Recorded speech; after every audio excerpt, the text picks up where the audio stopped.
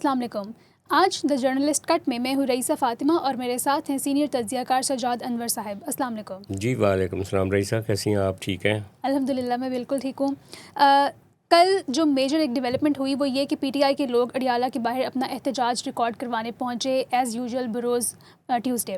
اس کے بعد جو سی ایم کے پی کے ہیں سہیل افریدی صاحب وہ بھی وہاں پہ تھے اور ان کو اندر جانے سے روک دیا گیا, راستے میں روک لیا گیا. حالانکہ آپ کسی بھی سی ایم کو کسی بھی جیل میں جانے سے روک نہیں سکتے. پھر وہاں پہ انہوں نے ایک جو اسٹینڈ آف ہوا اس میں 6-7 گھنٹے ٹریفک بھی بلاک رہی, لوگوں کو کافی دشواری کا سامنا کرنا پڑا.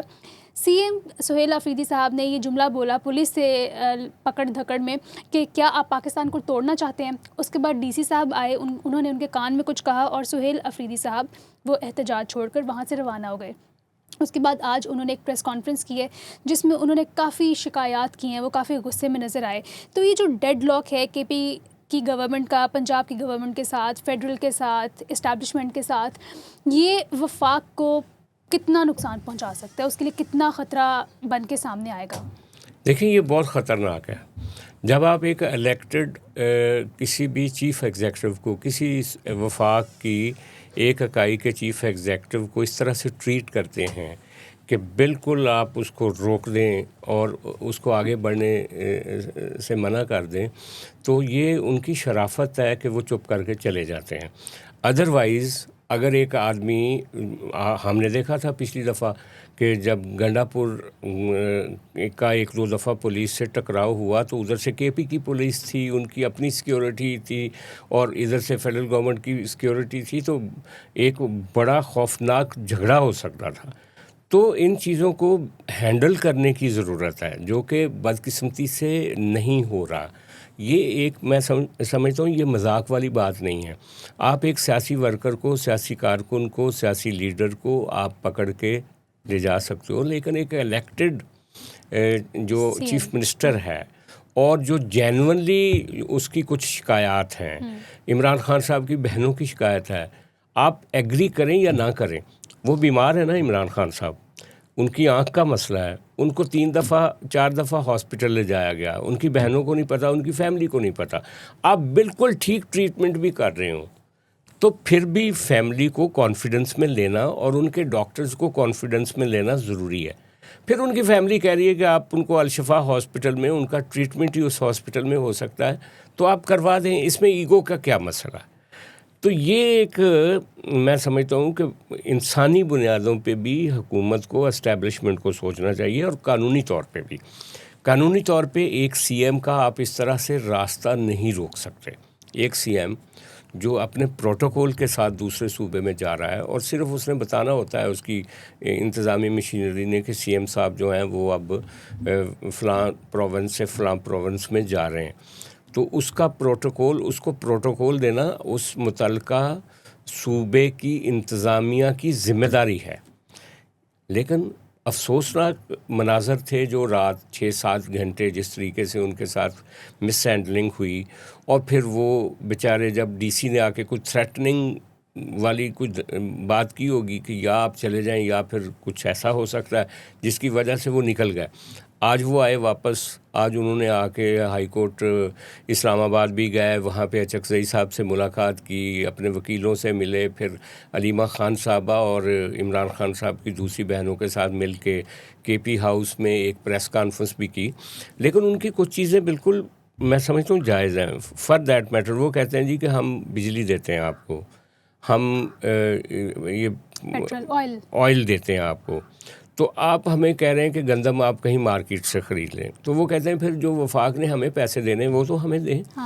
اور اس موضوع کے اوپر گورنر کے پی اور مسلم لیگ نون ایون کے پی کی جو ہے خیبر پختونخوا کی مسلم لیگ نون, ان کے نمائندے بھی اس پریس کانفرنس میں شریک تھے, شیرپاؤ گروپ کے بھی شریک تھے, اے این پی کے بھی شریک تھے, پیپلز پارٹی کے بھی, اور یہ سب لوگ ڈیمانڈ کر رہے ہیں کہ یہ جو وفاق جو ہے وہ کے پی کو جو حقوق نہیں دے رہا. اور اس وقت جب آپ کی وہاں پہ انسرجنسی جاری ہے, جہاں پہ پہلے ہی عوام جو ہیں پس رہے ہیں, وہ کہہ رہے ہیں کہ جی ہم پہلے ہی لاشیں اٹھا رہے ہیں, تو میرا خیال ہے کہیں نہ کہیں ایک فیڈرل گورنمنٹ کو اور اسٹیبلشمنٹ کو ایک فراخ دلی کا مظاہرہ کرنا چاہیے. فلیکسیبلٹی دکھائیں. فلیکسیبلٹی عمران خان کی بیماری پہ بھی ہونی چاہیے, اور کے پی کے جو معاملات ہیں, جو سی ایم اور جو وہاں کی حکومت کو چلانے کے لیے جو پرابلمز ہیں, اور جو فیڈریشن سے وہاں سپورٹ ان کو ملنی چاہیے,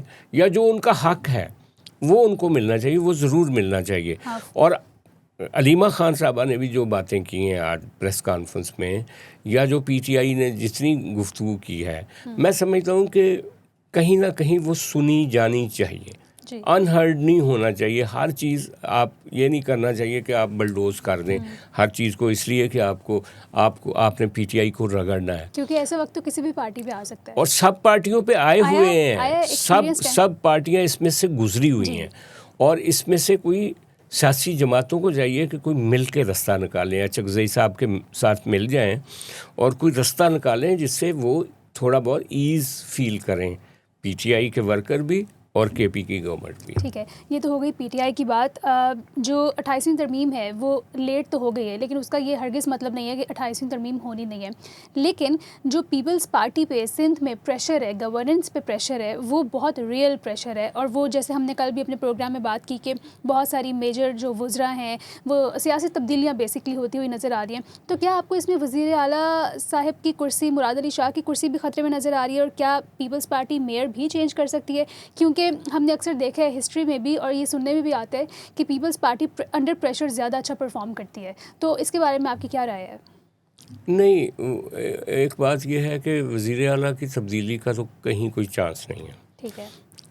سندھ کے اندر, سندھ کیبنٹ میں بہت سارے 2-3 وزیر ایسے ہیں, ناصر شاہ صاحب ہو گئے یا شرجیل میمن صاحب ہو گئے, وہ ایسپائر کرتے ہیں کہ وہ سی ایم بنیں, یا کوئی موقع آئے, مراد علی شاہ کمزور ہو جائیں تو وہ ان کا ہاتھ پکڑ کے ان کو وزیر اعلیٰ بنا دیا جائے. لیکن جو ریزالو ہے بلاول بھٹو کا, جو نظر آتا ہے ان کی بعض باتوں میں, وہ اس سے لگتا ہے کہ وہ اس ٹرم کی حد تک, جب تک یہ گورنمنٹ ہے, مراد علی شاہ ہی سی ایم رہیں گے. حتیٰ کہ پچھلے دنوں کوئٹہ کے وزیر اعلیٰ سرفراز بگٹی کی ریپلیسمنٹ کی بھی خبریں آ رہی تھیں کہ وہاں پہ بھی کوئی 2.5 سال کا معاملہ ہے, اور اب مسلم لیگ نون کی باری ہے. تو اس کو بھی کافی حد تک کلیئر کر دیا گیا کہ سرفراز بگٹی ہی اس ٹرم کے اختتام تک جو ہیں وہ 29 تک وزیر اعلیٰ رہیں گے. تبدیلی بڑے عہدوں میں تو نہیں آئے گی, لیکن تبدیلی کہاں آئے گی؟ تبدیلی آئے گی مختلف کارپوریشنوں کے جو ڈی جیز ہیں, جو انوالو ہیں کسی نہ کسی ایسے دھندے میں جہاں پہ کرپشن ہوئی ہے, جو افسر ہیں وہ تبدیل ہوں گے. ہو سکتا ہے کوئی ایک آدھ منسٹر بھی جو جس کے بارے میں ایسے الزامات ہوں وہ بھی تبدیل ہو سکتا ہے. اور پھر یہ کہ کراچی کو فوکس کیا جائے گا ڈیولپمنٹ کے لیے, یہ ضرور بات ہے کہ آنے والے دنوں میں, جیسے زرداری صاحب چائنا گئے تھے تو کچھ پروجیکٹ انہوں نے کراچی کے لیے ایم او یو سائن کیے تھے.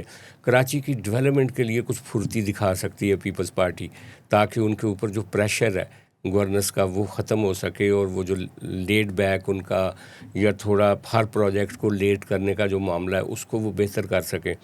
دیکھیں وہاں پہ مراد علی شاہ کو ایک بہت بڑی سہولت حاصل ہے. مراد علی شاہ کا فرسٹ کزن جو ہے اور قریبی رشتہ دار جو ہے وہ چیف سیکرٹری ہے سندھ کا, اور مراد علی شاہ خود چیف منسٹر ہیں. ان کو چاہیے کہ اپنی ایک اچھی ٹیم بنائیں, ان کو حکومت کی اپنی لیڈرشپ کی طرف سے ایک گو ہیڈ ہے اور وہ آگے بڑھیں. لیکن ایک مسئلہ ہے سندھ گورنمنٹ میں, جو کہ مسلم لیگ نون اور ہم پیپلز پارٹی کے فرق کی بات کل بھی کی تھی. مسلم لیگ نون والے جس کو بناتے ہیں سی ایم اس کو فری ہینڈ دیتے ہیں کہ بھی آپ کریں, لیکن سندھ میں مراد علی شاہ کے سامنے کئی پاور سینٹرز اور بھی ہیں جو کہ اسپائر کر رہے ہیں کہ ہم نے سی ایم بننا. تو کچھ دھڑے ہیں جو ایک دوسرے کی لیگ پولنگ بھی کرتے رہتے ہیں, ایک دوسرے کی خامیاں بھی اچھالتے رہتے ہیں. تو وہ اس وجہ سے اتنا فری ہینڈ نہیں ہے. اور پھر دوسرا, وہاں پہ نواب شاہ میں زرداری صاحب رہتے ہیں, ان کی بہن فریال تالپور صاحبہ جو ہیں ان کا اپنا ایک حلقہ اثر ہے, بلاول صاحب کا ایک اپنا حلقہ اثر ہے. پھر نیچے سب کے جو فالوورز ہیں وہ الگ الگ ایک رسا کشی ان کی ہوتی ہے. تو وہ مراد علی شاہ کئی دفعہ سینڈوچ بھی بن جاتے ہیں. تو مراد علی شاہ کو ایک رول پلے کرنا چاہیے. یہ کبھی کبھی موقع ملتا ہے آپ کو ہسٹری میں کہ آپ دوسری بار وزیر اعلیٰ بنیں یا تیسری بار وزیر اعلیٰ بنیں, تو آپ کو کچھ کام کر کے جانا چاہیے تاکہ آپ بتا سکیں کہ ہم نے یہ کام کیا ہے. نو ڈاؤٹ ویسے ان کی جو صحت کا ڈپارٹمنٹ ہے ان کا, اس کی ساری دنیا تعریف کرتی ہے اور ان کے کئی کام بہت اچھے ہیں, لیکن جو انفراسٹرکچر ڈیولپمنٹ ہے جو سامنے نظر آتی ہے, ایک سڑک بنی ہوئی یا ایک جو ہوتا ہے آپ کا فلائی اوور یا جو ٹریفک کا نظام ہے یا جو صفائی ستھرائی کا کام ہے, جو ایک بالکل ایک فزیکل شیپ میں, کیونکہ انفراسٹرکچرل ڈیولپمنٹ ہی آپ کی اکانومی کی بیک بون ہوتی ہے. ہاں, لیکن اس میں کئی چیزیں اور بھی ہوتی ہیں جو اکانومی کی. دیکھیں نا, اب لاہور, سیالکوٹ, گجرانوالا یہ بھی فائنینشیل ہبز ہیں ہمارے, لیکن کراچی جو ہے وہ اپنے خراب حالت میں بھی ان سے آگے ہے ہر کام میں, اکانومی میں. اکانومی کی دوڑ میں تو وہ کہتے ہیں کئی اکانومسٹ کہ پنجاب پیچھے ہے. پنجاب کی جو پراسپیرٹی ہے اس کی کئی اور ریزنز ہیں. پنجاب نے اپنے ایگریکلچر پوٹینشیل کو انہانس نہیں کیا, ایک جگہ پہ اسٹیگننٹ ہے. ہماری پیداوار نیچے چلی جاتی کئی دفعہ. گندم کی ایون جو خریداری ہے اس میں پنجاب گورنمنٹ جو ہے وہ اس طرح سے انٹرسٹ نہیں لے رہی, جو ہماری فوڈ باسکٹ ہے وہ سکڑ رہی ہے. اسی لیے تو کے پی والے کہہ رہے ہیں کہ ہمیں پنجاب جو ہے گندم سپلائی نہیں کر رہا, جبکہ پہلے یہ مسئلہ نہیں ہوتا تھا. پنجاب کی بھی کئی ڈیفیشنسیز ہیں, لیکن پنجاب کا میک اپ اوور آل جو ہے نا, روڈ, سڑکیں, جو ایک اوپر کی جو ظاہری امیج جو ہے وہ اچھا ہے. اس کی وجہ سے ہر کوئی جو بندہ آتا ہے وہ کہتا ہے واہ پنجاب کیا خوبصورت ہے. لیکن اگر اکانومی کا تجزیہ کیا جائے دوسرے صوبوں کی نسبت میں اور گروتھ کا دیکھا جائے تو کہتے ہیں کہ جو میجر کنٹریبیوشن ہے پنجاب کا وہ تو ریمیٹنس کی مد میں ہے. ریمیٹنس کی مد میں ایک بہت بڑی اماؤنٹ پنجاب کو آتی ہے یورپ, امریکہ اور برطانیہ سے اور مڈل ایسٹ سے, جو کہ دوسرے صوبوں میں نہیں ہے. تو اور بھی کئی چیزیں ہیں. بہرحال سندھ کو پنجاب کے ہیڈ پار کرنا چاہیے, اس میں پورا پوٹینشیل ہے. اور کراچی تو خیر ایک ہمارا جب سے پاکستان بنا ہے اس سے پہلے بھی اس ساری ریجن کا یہ جو آپ کا انڈس ویلی تھی اس کی کراچی ہی بنیادی طور پہ ایک پورٹ تھی اور ایک بنیادی طور پہ تو کاسموپولیٹن سٹی تو کراچی کو ہی کہا جاتا ہے. ایک انٹرنیشنل سٹی تھا جس میں ساری کمیونٹیز کے لوگ رہتے تھے. اس بہت سارے اتھل پتھل ہوئے, آبادی کا ایک بڑا انخلا ہوا کراچی پہ. کراچی جو کہ کچھ لاکھ لوگوں کا شہر ہوا کرتا تھا پارٹیشن سے پہلے, وہ کروڑوں کا شہر بن گیا. اس کو اس طرح سے آج تک 70 سالوں میں ہر رجیم میں وہ اس کو اس طرح سے نہیں دیکھا گیا جس طرح سے اس کا حق ہونا چاہیے, وہ نہیں ملا. ٹھیک ہے, اب ہم پاکستان کی اوور آل بات کر لیتے ہیں کہ پاکستان ویسے تو انٹرنیشنل اسٹیج پہ رائز اینڈ شائن کر رہا تھا پچھلے دنوں میں, ابھی بھی کر رہا ہے. ایران یو ایس کی میڈیشن کے دوران ابھی محسن نقوی صاحب ایران گئے ہوئے تھے اور سنا ہے کہ کافی اچھی گفتگو کر کے آئے ہیں. لیکن پاکستان کے جو انٹرنل مسائل ہیں وہ ہمیشہ اس پورے امیج کو اوور شیڈو کر دیتے ہیں اور پاکستان پہ ایک دھبا لگ جاتا ہے پھر سے کہ ان کی تو انٹرنل پالیٹکس بہت ویک ہے, گورننس بہت ویک ہے, سیکیورٹی بہت ویک ہے. تو کوئی ایسا حل نہیں نکل سکتا کہ سیاسی حکومتیں اور اسٹیبلشمنٹ ایک بیسک بار سیٹ کر لیں, بیئر منیمم بار سیٹ کر لیں, بیسک ایجنڈا سیٹ کر لیں کہ یہ ہماری باؤنڈریز ہیں, اس سے آگے ہم نہیں جائیں گے, لیکن باقی کے جو معاملات ہیں وہ بس ہم اس سے آگے طے کریں گے, لیکن اس لمٹ سے ہم یہ والی کچھ باؤنڈریز ہیں ان سے آگے ہم اپنی حد نہیں بڑھائیں گے. بڑا اچھا سوال کیا آپ نے, بڑا دانشورانہ سوال ہے.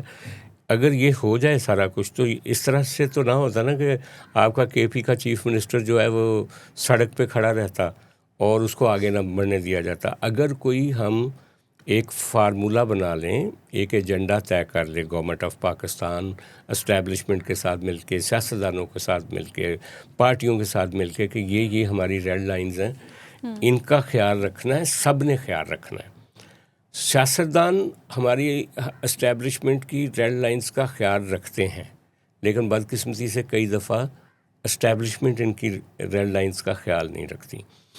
ہوتا کیا, میں آپ کو تھوڑا سا ایک تصویر دکھاتا ہوں. عمران خان صاحب کی ہم بات سب سے پہلے کر لیتے ہیں کیونکہ یہ ریسنٹ ہسٹری ہے. عمران خان صاحب پہ وزیر آباد میں اٹیک ہوتا ہے, وزیر آباد میں اٹیک ہوتا ہے اور عمران خان صاحب کو جن لوگوں پہ شبہ ہے کہ وہ لوگ حملے میں ملوث تھے وہ ان کے خلاف FIR کٹوانا چاہتے ہیں. حکومت کس کی ہوتی ہے پنجاب میں؟ پرویز الہی کی، جس کو وزیر اعلیٰ عمران خان صاحب نے بنوایا ہوتا ہے. اور پرویز الہی صاحب کو وہ بار بار کہہ رہے ہیں کہ آپ یہ میری FIR کٹوائیں. پرویز الہی صاحب کو کہا جاتا ہے کہ آپ یہ FIR نہیں کاٹ سکتے. IG DIG سینڈوچ ہو جاتے ہیں. وہ عمران خان صاحب کہہ رہے ہیں کہ عمران خان صاحب اس وقت جیل میں تو نہیں تھے، وہ آزاد تھے. وہ اپنے گھر پہ بیٹھ کے پریس کانفرنس کر کے کہتے تھے کہ کون رکاوٹ ہے میری FIR کٹوانے میں، لیکن FIR ان کی نہیں کٹ سکی تھی.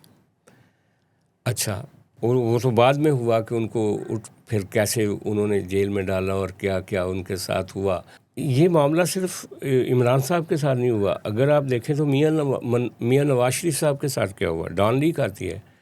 ڈان لیگس کیا تھی؟ ڈان لیگس یہ تھی جو آج ہم بھگت رہے ہیں کہ یہ جو دہشت گردی ہو رہی ہے پاکستان میں، اس وقت کسی کوارٹر سے ان کی سپورٹ ہو رہی تھی. تو اس میں یہ تھا کہ جو ڈان لیگس تھی اس میں کہا گیا تھا، امپریشن یہ دیا گیا تھا کہ میاں صاحب نے کسی میٹنگ میں یہ کہا ہے کہ ہماری اسٹیبلشمنٹ کچھ لوگوں کو بچا رہی ہے جو لوگ دہشت گردی میں ملوث ہیں. تو اس کے اوپر اسٹیبلشمنٹ کو بہت غصہ آ گیا. میاں صاحب کو اپنا minister for information Pervaiz Rashid صاحب سے استعفیٰ لینا پڑا. میاں صاحب کو اس کے اوپر انکوائری کمیٹی بنانی پڑی. انکوائری کمیٹی نے ایک نوٹیفیکیشن جاری کیا، تو اس کا جواب جو ہے DG ISPR صاحب نے دیا. DG ISPR صاحب نے کہا کہ جو سفارشات ہیں انکوائری بورڈ کی، ان سے یہ ہم آہنگ نہیں ہے نوٹیفیکیشن، لہٰذا ہم اس نوٹیفیکیشن کو ریجیکٹ کرتے ہیں. یعنی پرائم منسٹر ایک نوٹیفیکیشن جاری کرتا ہے اور DG ISPR کہتے ہیں کہ ریجیکٹڈ. آصف غفور صاحب. اور اس وقت توقع یہ کی جا رہی تھی میاں صاحب سے کہ وہ خود سوری کریں فوج سے. لیکن پھر میاں صاحب نے باجوہ صاحب سے کہا کہ ان کو کہیں کہ یہ معذرت کریں DG ISPR. یعنی اس قدر کھینچا تانی وہ شروع ہو گئی تھی جب آمنے سامنے. اسی طرح زرداری صاحب کے ساتھ ہم لمبی پرانی بات کرتے ہی نہیں ہیں. محترمہ بینظیر اور میاں نواز شریف صاحب کے ساتھ کیا ہوا ماضی میں. زرداری صاحب کے ساتھ جو ہوا 2009-10 میں، وہ یہ تھا کہ میمو اسکیم آیا. ساری دنیا جانتی میمو اسکیم کیسے آیا. اس میں زرداری صاحب کو آ کے آرمی چیف اور ISI چیف کہتے ہیں ایوان صدر میں کہ آپ استعفیٰ دے دیں، اور وہ انہوں نے استعفیٰ نہیں دیا. استعفیٰ نہیں دیا تو اس کا پھر انجام کیا ہوا؟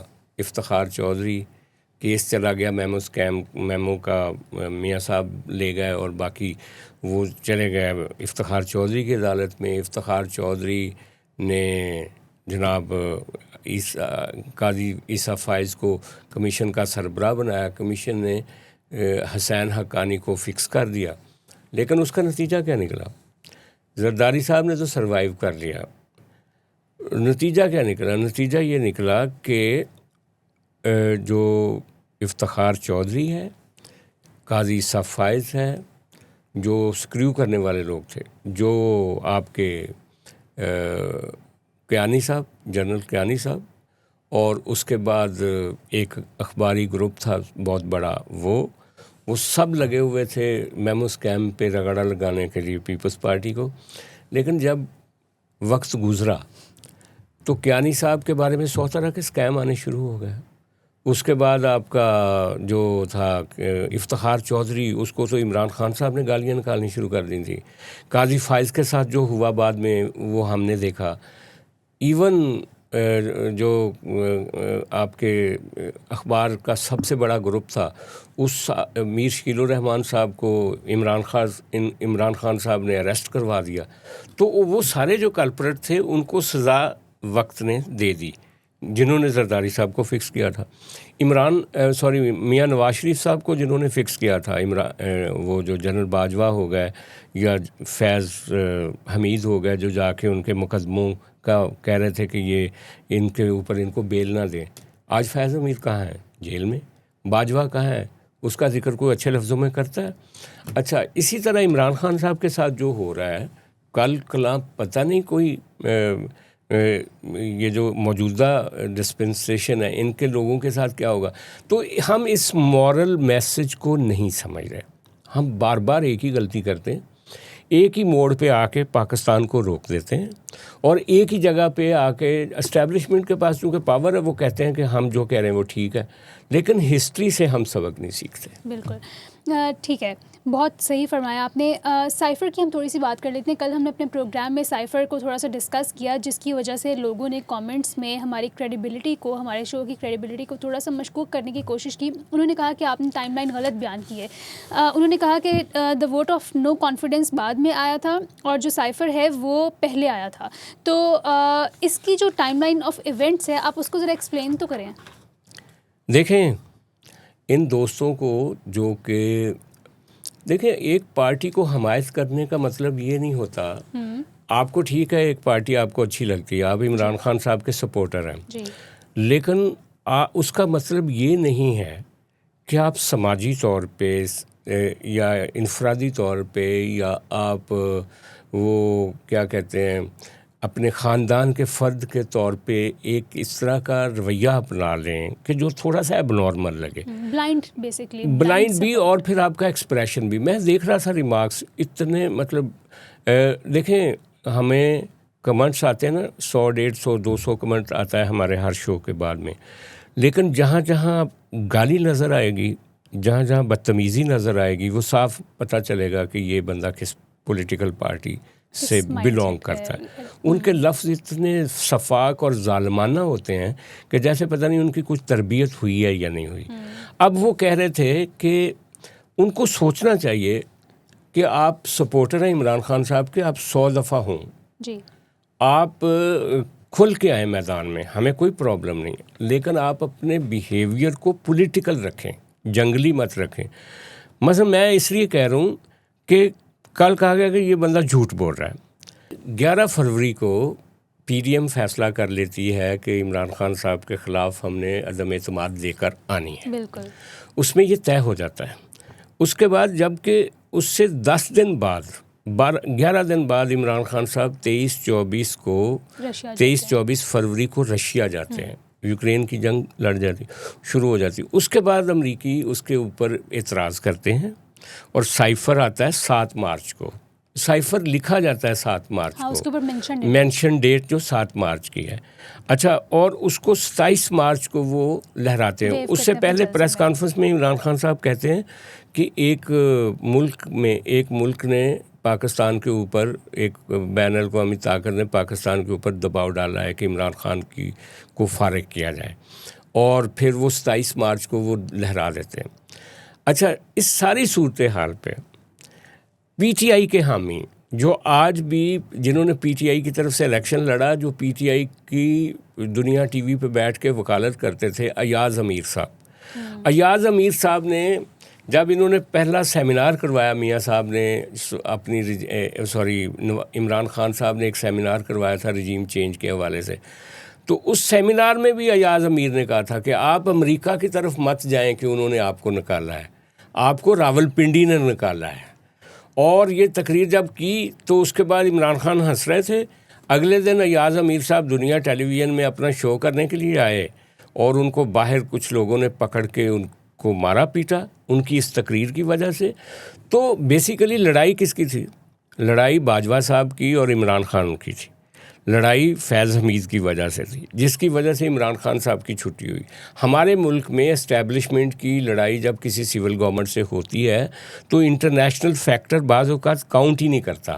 اور ہمارے ملک میں تو یہ بھی ہوتا ہے کہ امریکی بعض اوقات کہہ رہے ہوتے ہیں کہ اس حکومت کو تنگ نہ کریں, تو ہماری اسٹیبلشمنٹ اس کو تنگ کر رہی ہوتی ہے. اور یہ کئی معاملات میں ہمارے سامنے چیزیں آئی ہیں. تو یہ کہہ دینا کہ یہ جو سائفر ہے یہ ایک پرنسپل, ایک اس میں اس کا ایک محرک تھا کہ اس کی وجہ سے عمران خان کی حکومت گئی, نہیں.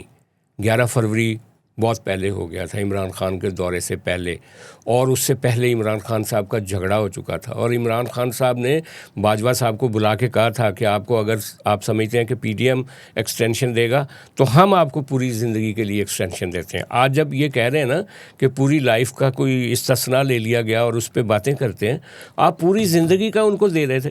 تو ساری پولیٹیکل پارٹیوں کو اپنے اپنے تعصبات یا اپنے اپنے جو ویک پوائنٹس ہیں ان کو ذہن میں رکھ کے بات کرنی چاہیے، اور ہر پولیٹیکل پارٹی میں کچھ خامیاں ہوتی ہیں، کچھ اچھائیاں ہوتی ہیں۔ آپ عمران خان صاحب کو پسند کرتے ہیں اس کا یہ مطلب نہیں وہ فرشتے ہیں، یا کوئی دوسری پارٹی کو پسند کرنے والا یہ نہیں ہے کہ وہ فرشتہ ہے۔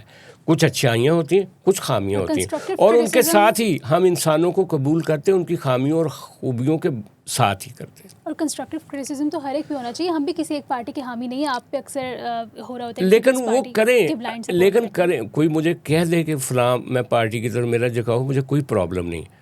جب آپ کسی کی کریڈیبلٹی پہ کہتے ہیں نا کہ یہ جھوٹ بول رہا ہے، اور کوئی واقعے کو آپ خود مطلب آپ خود مس کوٹ کر رہے ہو، تو پھر عجیب بات لگتی ہے۔ ٹھیک ہے، ہم نے کچھ روز پہلے اپنے شوز میں کہا تھا کہ پنکی انمول کو اتنی میڈیا ہائپ نہیں ملنی چاہیے، اتنی لائم لائٹ نہیں ملنی چاہیے، لیکن اب تو اس کی گونج جو ہے وہ پارلیمنٹ تک چلی گئی ہے، کیونکہ راجہ پرویز اشرف صاحب نے یہ اعلانیہ کہا ہے پارلیمنٹ میں کھڑے ہو کے کہ پتہ نہیں کس پرویز اشرف کا نام ہے، کوئی اور ہوگا، میں تو نہیں ہوں۔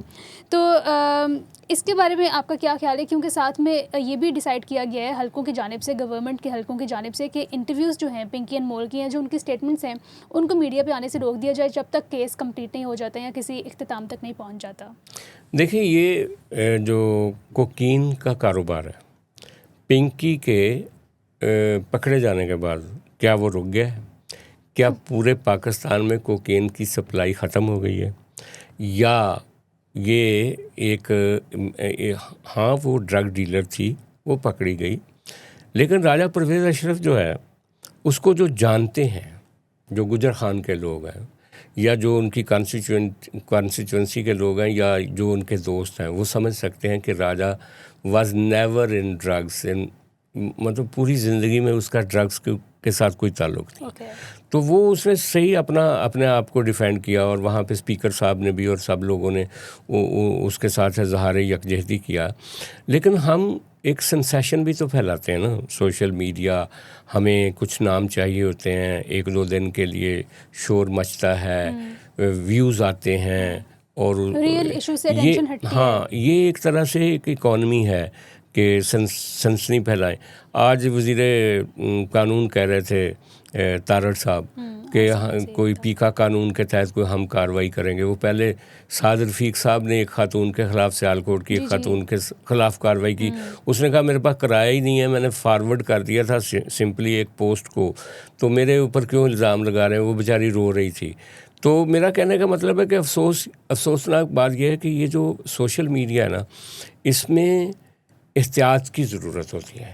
احتیاط یہ کہ آپ کسی کے اوپر بھی الزام لگاتے ہو یا کوئی چیز کرتے ہو تو آپ کے پاس کوئی پروف تو ہونا چاہیے، اور یہ بھیڑ چال ہے، ہم کسی کے اوپر بھی کوئی بھی بات کر سکتے ہیں، اور پھر جب کورٹ آف لا میں کوئی بات جاتی ہے پھر آپ کے لیے ڈیفینڈ کرنا مشکل ہو جاتا ہے۔ بلکہ آپ نے ان خاتون کا ذکر کیا، ان خاتون کی جو ٹویٹر پہ ہسٹری رہی ہے ٹویٹس کرنے کی، وہ بھی کافی کویسچنیبل سی بات ہے۔ تو اب وہ لیکن وہ سمجھتے ہیں نا کہ یہ تو فری فار آل ہے، جب پکڑے جاتے ہیں تو پھر وہ رونا شروع کر دیتے ہیں۔ ہاں، responsibility exists everywhere. Anyway, lastly Maryam Nawaz صاحبہ، مریم اورنگزیب اور عثمہ بخاری صاحبہ، پنجاب گورنمنٹ کی تینوں میجر آفیشلز ہیں، یہ باکو گئے ہوئے ہیں۔ پنجاب اور آذربائیجان کے کچھ سرکاری دورے پہ کچھ MOU سائن ہوئے ہیں، ان کی ڈیٹیلز ہم پھر کسی دن شیئر کریں گے۔ لیکن ان کی کچھ تصاویر آئی ہیں جس پہ لوگوں نے بہت زیادہ ان کو تنقید کا نشانہ بنایا ہے۔ تو اس پہ آپ کیا کہیں گے کہ خواتین اگر تو ان کی اچھی انڈرسٹینڈنگ ہے آپس میں، یا اگر کوئی بھی آفیشل ہو گورنمنٹ کا، کسی بھی کلاس سے تعلق رکھتا ہو، کام تو سب نے 8 گھنٹے ہی کرنا ہوتا ہے، تو ان کو تنقید کا نشانہ کیوں بنایا جا رہا ہے ان کی تصاویر کو؟ افسوسناک ہے، ہم عورتوں کو برداشت نہیں کرتے۔ بالکل، ہم وہ بدقسمت لوگ ہیں، جب ہم مارے جاتے ہیں، جب ہم جیل میں جاتے ہیں، جب ہم زندگی کی کسی آزمائش سے گزرتے ہیں، تب ہمارا دفاع کون کر رہا ہوتا ہے؟ ہماری عورتیں کر رہی ہوتی ہیں۔ مجھے یاد ہے بہت اچھے طریقے سے کہ میاں نواز شریف صاحب اس وقت پہلی دفعہ وزیر اعظم بنے تھے 90 میں. ایک ڈنر میں ان کی تصویر بیگم کلثوم نواز کے ساتھ شائع ہو گئی تھی اخبارات میں. تو اس کو فیملی نے پسند نہیں کیا تھا. تو ایک نوٹیفیکیشن آ گیا اخباروں میں کہ میاں صاحب کے ساتھ اگر ان کی فیملی ہو تو ان کی کوئی تصویر شائع نہ کی جائے. لیکن کیا تھا کہ اسی 10 سال کے بعد اسی کلثوم نواز نے اپنے والد اپنے شوہر میاں نواز شریف کے لیے وہ سڑک پہ آ گئی تھی کارکنوں کے ساتھ. بھٹو صاحب جیل میں گئے تھے تو نصرت بھٹو لاٹھیاں کھانے کے لیے باہر آ گئی تھیں.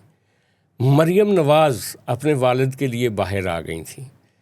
آج علیمہ خان، نورین خان اور روبینہ خان اور ان کی جو تیسری بہن ہے، چوتھی بہن، وہ یہ سب بہنیں اپنے بھائی کے لیے باہر آئی ہوئی ہیں. جب آزمائش آتی ہے اس پدر شاہی نظام کے لوگوں کے اوپر تو ان کی مائیں، بہنیں، بیٹیاں ان کو ڈیفینڈ کر رہی ہوتی ہیں. اور ہم ان ماؤں، بہنوں، بیٹیوں کے بارے میں اس طرح کی باتیں کرتے ہیں. لوگ کہتے ہیں 3 سہیلیاں پنجاب کو چلا رہی ہیں، وہ گئی ہیں. بھائی وہ اگر گئی ہیں اپنے کسی آفیشیل وزٹ پہ اور آپ ان کی تصویریں شیئر کر رہے ہیں، آپ کو شرم کرنی چاہیے.